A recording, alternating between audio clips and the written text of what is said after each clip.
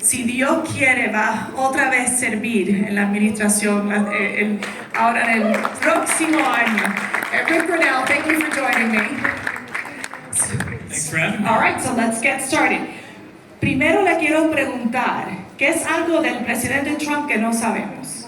What is it about Trump? Is there something about President Trump, a story you can share that nobody knows? That nobody knows. Well, you put me on the spot on that. Of course, that's what I'm supposed to do. You know what I would just say is that President Trump is somebody who wants to have real debate in front of him. He wants people to argue different points in front of him. Right. And so I would just say that without getting too specific, there are many times where he would push every single person in the room to really come up with a bottom line point. And it's kind of charming, actually, because he, sitting behind the Oval Office desk, is pushing people to really be honest. And even if you're the only person that doesn't talk, like you're hiding behind He wants the to hear from curtain. you. I tried to hide behind the curtain a lot of times. He would be like, Mercedes, what do you think? Yeah. Like, he would do that all the time. And that's kind of the point, is Yeah. that no matter who's in the room, Right. he pushes you to give your honest assessment. Get away from your talking points. Get away from What do you really think? what do you really think? And Yeah. he relies on expertise. And then once he listens to a whole bunch of people, then he decides. Let me ask you this assassination attempt that happened Yeah. July 13th.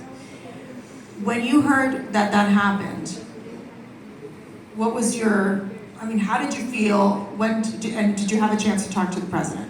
Yeah, so I just went into just a thought of prayer. Protect the president, protect the president. We didn't know what happened. We saw blood. We saw that he had collapsed behind. And I was getting very angry and trying to say, how in the world did this happen? We knew that it was always a possibility, and suddenly we found ourselves in this situation. I was angry. I did get to talk to him, and his point was really valid by saying, for anyone who doesn't believe in God, I think now you have to question yourself. How did this happen? How did I turn just at the right moments? Seconds. Literally seconds. Segundos. And I think he now understands that was a moment from God. And that he is convinced more than ever that God has his hand on him, on President Trump. And so I think in my conversations with him, it's just, how can anyone not believe in God? If you don't, you have to question yourself right now. What is your sense of what, we had this wonderful young man ask the question of what President Trump's policy is going to be towards Mexico? Well, I get this question a lot about Europe. The Europeans are always pushing me to say, what is President Trump going to be like towards Europe? And I think it's the same as Latin America, as Africa, as Asia. We know exactly what President Trump is going to do. He showed us for 4 years. There's going to be a concentration on no war. There's going to be a push on economics. And for economics, what that means is capitalism, not socialism. There's going to be a big push to try to get back to where America puts itself first. And what I would say is the entire world benefits when America puts itself first, because we're not a conquering nation. We're not a nation that goes in and steals oil. We are a nation that wants to see the rule of law, democracy, capitalism, and that is the worldwide rules that everybody wants to live with. I spent 8 years at the UN. I was the American spokesman and top political person for 4 different US ambassadors. And I watched 193 countries at the UN, how they maneuver. I've sat in tens of thousands of diplomatic meetings. There's never been a one where another country doesn't ask America for something in that meeting. They always want something. And so what we want to be able to do is to say, look, we've got a $35 trillion national debt in America. We've got to start concentrating on that, and we've got to start cleaning up our agencies, including the State Department, so that we push democracy, not socialism. So if you were to run the State Department, what would be one of the first things you would do when it comes to the Latin American Bureau? Well, I think I would fire every single person in the Latin American Bureau. Brian Nichols has been a disaster. We have a Western Hemisphere right now that pushes socialism. And look, this is not just my political opinion. This is built on facts. If you look and you see how the last 3.5, 4 years, how leaders across the Western Hemisphere have turned far left and to socialism, it's not by happenstance, because the State Department and this administration has more times than not come down to help the far left, woke, radical socialists that have risen to power. Look what's happened in Guatemala. It's a scandal where the State Department does, this terrible thing that the left in Washington is doing, which is labeling people as undermining democracy if you question what's happening. And I think that that's a real shame that America would come in and that we would go in and try to say, we're going to sanction you if you speak up. The conservatives in Guatemala have been sanctioned. By the way, the conservatives in Albania and the Balkans are getting sanctioned by this administration. They have weaponized this, and what they do is they call it, you're someone who undermines democracy. You're not undermining democracy. By the way, to ask questions about an election to make sure that it was free and fair, that is pro-democracy. Undermining democracy is telling people to shut up, sit down, and then be canceled or sanctioned for trying to ask questions. And that's what we have right now, is we have a State Department that's willing to weaponize sanctions, travel sanctions, non grata status, in order to get this left-wing, woke socialist leadership in place. Pero, espérate. Kamala Harris just said that she's calling for international pressure on Venezuela following these elections. Okay, Kamala, who literally was the border czar, who, supposedly did all this great work in Latin America, she's now calling for international pressure on Maduro. Look, she's had 3.5 years of silence. She doesn't know where Venezuela is. This was a letter that was written by her staff, and she just immediately signed off on it. She doesn't know what it says, because if she understood the issue, she would understand that Joe Biden and Kamala Harris went to Maduro and said, okay, here's the deal. If you allow someone to run against you, we will begin to drop some of the sanctions, some of the oil sanctions. Well, he took that deal. Who wouldn't take that deal? Because if he's still in charge of the elections and he still gets to count the votes and there's still no outside checking, of course he's going to run against Jesus Christ and beat him.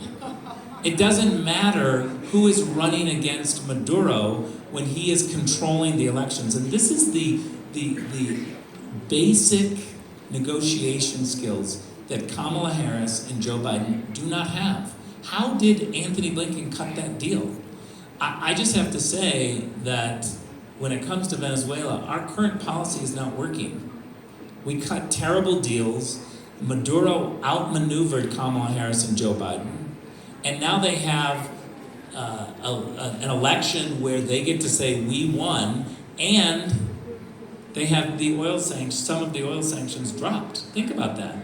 We were outmaneuvered. Okay, you had a secret meeting with Jorge Rodriguez. The New York Times reported it. You haven't talked about it. Is there anything you want to say here? Wow. And no is not an answer. I mean, look, I have not talked about this, but you're right, the Reuters and the New York Times and others have reported on it. At the end of the Trump administration, President Trump asked me to come to Mexico City, actually, and I flew into Mexico City. I was trying to be secret about it, but some people found out. No hay secretos. Aquí no hay secretos. And I met with Jorge Rodriguez. And we offered him a deal to, I've never talked about this. It's breaking news, not fake news. We offered him a deal for Maduro and his entire family, pick anybody he wants, to leave. And what we were seeking is for him just to leave. And we wanted to negotiate on that aspect with him and his family and his advisors and everyone just agreeing to leave. And we then would drop any legal action against him if he would just leave. I guess he said no. Well, what's interesting is they didn't say no right away. And I think the mistake that we made is that we waited too long to push on these negotiations, because we did it in September. I was finished with being DNI and I was concentrating on the Balkans, and then the president asked me to do this negotiation. And I think, again, I've never talked about that. I can get things out of Rick, it's great. I'm going to get in all sorts of trouble. But no, but I mean, look, the president was very focused on the people of Venezuela. And the reality is getting rid of Maduro was good for the people of Venezuela. And our sanctions, this is the great thing about President Trump when he went to meet Kim Jong-un. He's constantly questioning, are the tools that we're using, whether it's military action, whether it's sanctions, whether it's isolation, whatever the tools of the U.S. government, we can't just be robots, put them in place and walk away and think it's going to be fixed. We've got to constantly ask ourselves, are these tactics working? If they're not working, then we need to adjust. And that's what I love about President Trump, is that he wants to solve these problems. And so the problem is Maduro. We wanted to try to get him to move on. And so I think he thought about it for a while, and their answer when they came back was, we're going to gamble and hope that Joe Biden wins the election, and we'd rather deal with Joe Biden. So this is yet another example where world leaders realize in the face of Donald Trump, these are tough negotiations, and he means what he says, and they would rather see a weak president in place. This is why Vladimir Putin, and we don't talk about this enough, but Vladimir Putin was very clear. He said he wanted Joe Biden and Kamala Harris to be reelected because, his exact words, they are predictable. Our enemies want predictability. They want to know that the other side, America, is going to do exactly what they think and what they want. I got to ask you, brought up Putin. ¿Cómo se va a terminar la guerra in Ukraine? How are we going to end this war in Ukraine, between Ukraine and Russia? Well, whenever I get this question, I first have to start off by saying I'm angry that I have to be in a position of talking about how to end a war, because all Joe Biden and Kamala Harris had to do was to keep implementing Donald Trump's policies to have peace. We had peace. They gave us multiple wars. So now I get asked by reporters, it's a fair question, it's a good question, but I now have to help dig the Biden-Harris team out. And there's no good answers, because we had peace and they squandered it. Now, look, a lot of people in America will say that the Afghanistan withdrawal was the kind of point in which Putin saw Biden and Harris as weak. I actually think it was a little earlier than that, because Donald Trump had sanctions on Putin's pipeline, which we call Nord Stream 2. It's a pipeline that went from Russia into Europe. And we sanctioned it. We didn't think it was a good idea. It never became operational under the Trump administration. As ambassador to Germany, it was one of my top issues, to constantly try to push to stop this Nord Stream 2 pipeline, because it gave the Russians leverage over Europe. We saw it very clearly. Chancellor Merkel, the Chancellor of Germany, did not see it that way. She actually wanted the sanctions to be dropped. Trump said no. She then went in to Joe Biden and said, will you drop the sanctions on Nord Stream 2? And Joe Biden said yes. Israel. Yeah. Or are you done with that? Russia? No, that's good. I mean, I was just, finish it was, yeah. that was the moment that I think Putin saw weakness and began to say, you know what, I might as well go back and finish the job that I wanted to do. Do you think Trump can end that war if he were president? Yeah, there's a difference between a threat and a credible threat. Whether it's tariffs, sanctions, or military action. Donald Trump has a credible threat. And let me just give you one quick example. When Pastor Brunson was held against his will in Turkey, and we, at the State Department and other levels, were trying to get Pastor Brunson out, it wasn't working. And finally it bubbled up to President Trump, and the president said, I'll pick up the phone and I'll call Mr. Erdogan. So he called President Erdogan, and he said to President Erdogan, you have to release Pastor Brunson by tomorrow at 12 noon, otherwise I will ruin your economy. Now, everybody believed that that would happen. Everybody believed that the next morning Donald Trump was going to do something that would damage the economy. Tariffs, sanctions.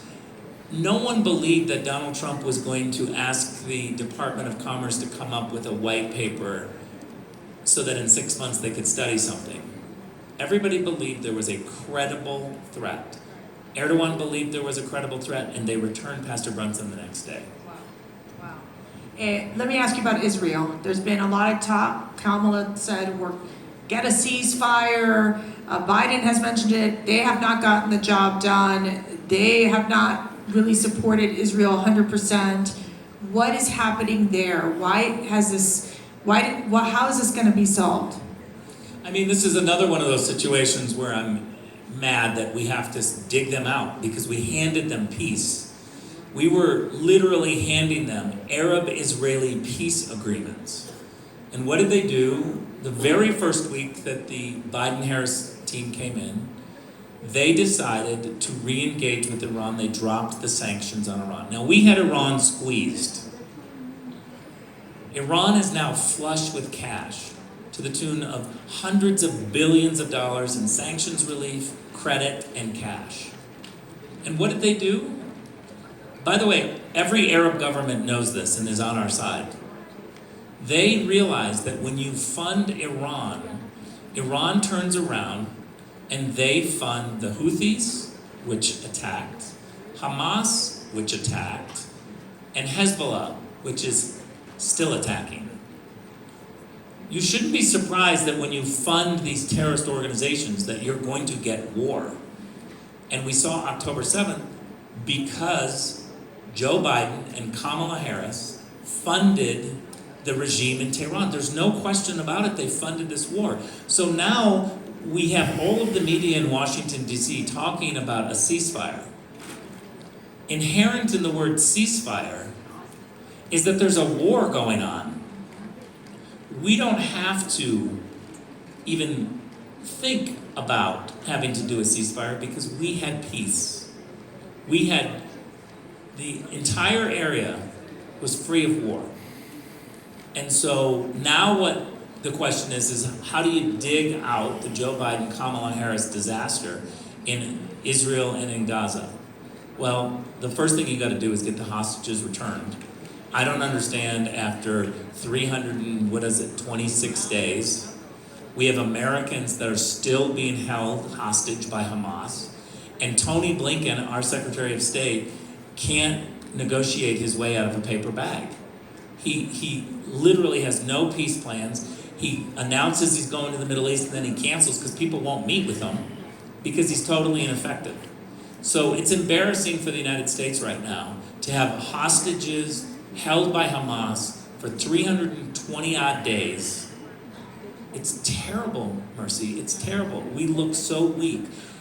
I pray to God that this team is removed because America is suffering.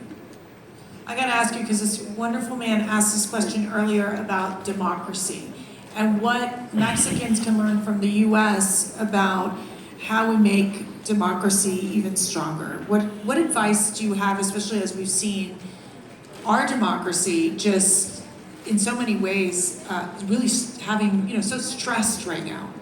Well, first of all, you have to speak out. Gone is the day that you get to come to an amazing conference like this.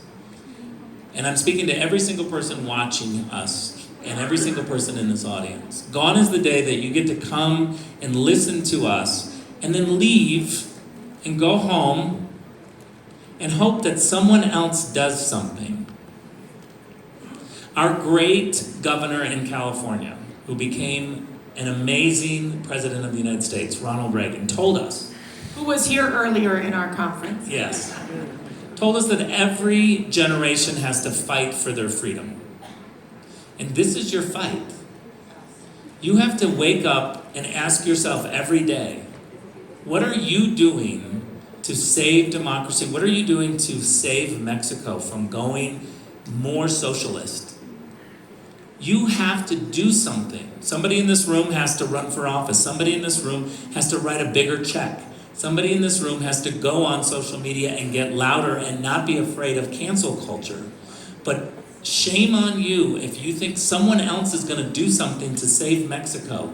You have to wake up every day and do something to save your country. It is ticking away, and you can only watch the United States, because I'm traveling across the United States with that same message to Americans. You have an obligation this November, Americans, to vote like you've never voted. We are on the cusp. And by the way, I personally believe that when Donald Trump wins, that the Western Hemisphere is going to feel the wave. And I hope that that wave will inspire you all to get up, shout, fight, and absolutely never give up. You owe that to your children.